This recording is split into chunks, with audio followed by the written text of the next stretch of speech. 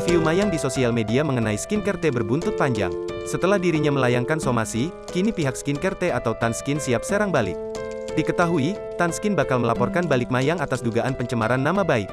Saat ini, Tanskin masih mempersiapkan berkas-berkas guna melaporkan anak Dodi Sudrajat itu ke polisi. Pasalnya, beberapa dokumen dan bukti-bukti yang hendak dilaporkan belum memenuhi persyaratan. Ini tadi baru konsultasi sama melengkapi berkas-berkas. Soalnya masih ada beberapa berkas yang kurang. Seperti legalitas perusahaan, bukti-buktinya yang mau kita laporin gitu, ucap Gil Gladys selaku pihak Tanskin, dilansir Tribun Style dari YouTube populer seleb pada Jumat, tanggal 8 April tahun 2022. Pihak Tanskin mengakui ada kerugian material dan imaterial yang terjadi setelah kejadian tersebut. Salah satunya yakni Tanskin menjadi kehilangan banyak pelanggan. Kita jadi kehilangan potensial customer, kata Gil Gladys. Lebih lanjut, ia menyebut ada banyak pesan lewat Instagram yang masuk yang seolah meragukan produknya.